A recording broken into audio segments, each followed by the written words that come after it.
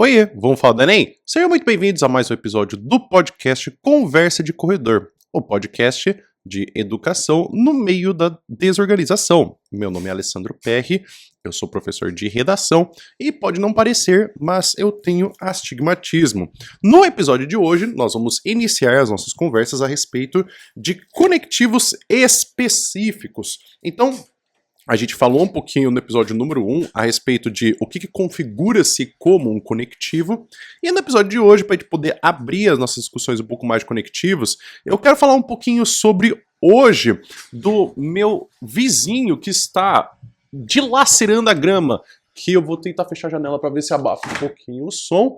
Mas também de falar o que a gente tem como operador argumentativo. Tá, é o seguinte, o uso de conectivos, ele pode se variar entre duas coisas, que é o que a gente tem dentro dos parágrafos e fora dos parágrafos, que é mais ou menos dito como intraparágrafo e interparágrafo. Existe uma classificação e uma avaliação dentro da competência número 4 que diz sobre o uso de pelo menos 2 operadores argumentativos dentro da sua redação.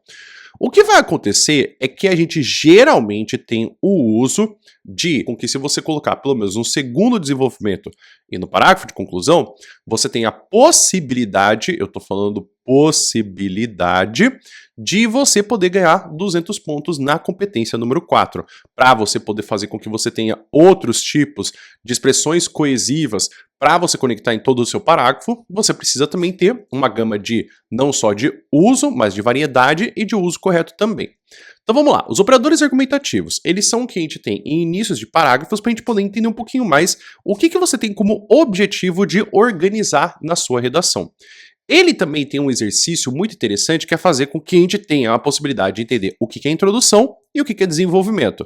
Por isso que muitas vezes quando eu estou falando aqui, para poder você utilizar, para a gente poder ter um entendimento, é para poder saber conectar o que você falou antes com o que você fala depois. O do episódio de hoje é o diante desse cenário. Se a minha conta não me falha bem, ou inclusive se eu estou indo bem de matemática, pelo menos 8 redações do Enem de 2023 utilizaram esse conectivo para começar o segundo parágrafo do texto. Isso significa que o primeiro parágrafo é esses, e aí começar a nossa discussão. É obrigado. Se você quiser começar um parágrafo de desenvolvimento, você pode utilizar ou sob este viés, que é uma outra possibilidade de você colocar também, acerca dessa lógica. E também você poderia colocar um outro exemplo que seria em primeira perspectiva. O que eu quero dizer é que você tem que ter uma noção de que quando a gente fala desses conectivos, para começar o primeiro desenvolvimento, às vezes a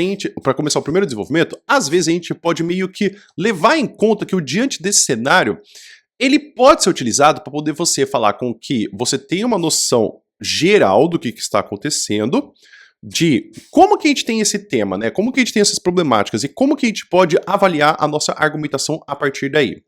Então perceba que não é obrigatório você ter, já no primeiro desenvolvimento, um operador argumentativo. Eu estou falando para você ter um operador, para você poder ter um conectivo, para você se acostumar nos outros parágrafos de você sempre adicionar. É lógico que às vezes pode ser difícil você ter um que facilite a sua vida. Por quê? Porque tem vários que usam formas parecidas. O que quer dizer com isso, né? Porque o diante desse cenário, ele não... Por quê? Porque ele pode ser também utilizado como uma forma de você mostrar como que o seu conectivo, ele está conectando uma ideia do que você tem do seu repertório para você poder conectar com o que você tem da sua argumentação. Como que isso funciona? Você mostra um repertório, e aí esse repertório ele vai falar de um contexto ou parecido, ou se não, o contrário do que você está falando de sua redação. Então perceba, repertórios a gente pode utilizar como semelhança ou oposição. A semelhança é falar algo que é parecido. Geralmente são repertórios que a gente tem que são parecidos do mesmo tema. É um dado, uma estatística, um filme que você utilizou, que muito dificilmente você vai conseguir fazer com que você desvie da sua argumentação. Quando a gente fala de oposição, estamos falando mais de temas que estão falando a respeito de leis, a respeito de um cenário que era para ser ideal, só que aí que tá. Por a gente falar desse tipo de situação, a gente fala de repertórios que falam sobre uma sociedade ideal, mas ela fica no plano das ideias. Só que ela não está acontecendo por algum problema, seja por garantir a lei, seja por você conseguir fazer com que você tenha uma fiscalização mais intensa. Isso pode mudar dependendo de tipo de argumentação para tipo de argumentação. Então perceba que você pode utilizar um conectivo de várias formas. Então a forma mais comum utilizada nessa forma é o diante desse cenário, para você poder fazer a conexão do que você estipulou como quais são as palavras do tema no parágrafo de introdução, para no parágrafo de desenvolvimento você fazer o quê? Estipular como que você tem a argumentação. Então fica nesse sentido que o diante desse cenário vai ser uma forma que você poderia substituir aquele uso tão comum que a gente tem do em primeiro lugar. Por quê? Porque o em primeiro lugar, ele dá mais uma numeração, ele não dá uma operação argumentativa que seria comum por diante desse cenário executar. Como muitos alunos ficam com medo de eles não colocarem os conectivos em todos os parágrafos, eles colocam sempre um que é certeza que é um operador argumentativo para eles poderem se salvar. Então, fique pensando que não é que você está errado em utilizar em primeiro lugar, mas como eu falei para você no começo do episódio, utilizar o diante desse cenário já conta como operador argumentativo. Então, se você tem 3 operadores argumentativos, se o corretor não contar um dos operadores argumentativos, ele pode contar os outros 2. Então, você já fica a salvo, porque a possibilidade de ele contar apenas um já fica bem mais difícil do que ele ter apenas como 3. Quando você só tem 2, aí a possibilidade dele contar apenas um é bem provável. Então, eu quero que você fique pensando em quais possibilidades você poderia utilizar o diante desse cenário e principalmente quais sinônimos você poderia pensar.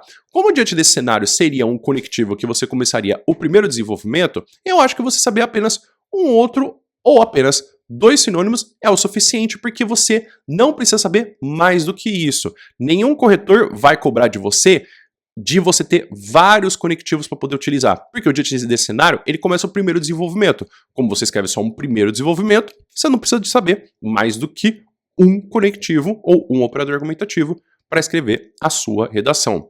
Já nos outros casos, nos outros episódios que a gente for falar a respeito dos outros conectivos, a história já vai ser diferente, porque às vezes você vai precisar de mais de um, como por exemplo, a gente vai ter o conectivo que a gente tem do de início, que seria um talvez mais interessante para a gente poder saber a respeito de outros tipos de conectivos para você usar dentro da sua redação. Você tem alguma dúvida, alguma coisa que você gostaria de perguntar, alguma reclamação? Escreve nos comentários, por gentileza. Se você quiser saber mais a respeito da redação do Enem, você pode acompanhar no meu site, no meu curso, que tem inclusive no meu site, é do professoralessandro.net. Eu também estou no YouTube, você consegue me achar facilmente como Redassandro, e também explicando a redação do Enem, e também outras coisas de outros vestibulares. Se você tiver alguma dúvida ou alguma coisa que você gostaria de saber nos próximos episódios, não deixe de escrever nos comentários. E aí, no próximo episódio, vamos falar do conectivo de início. O episódio vai ficando por aqui. Muito obrigado por todo mundo que me ouviu, que ficou até aqui. Espero que você tenha um bom dia. E a gente se ouve num próximo episódio. Até mais!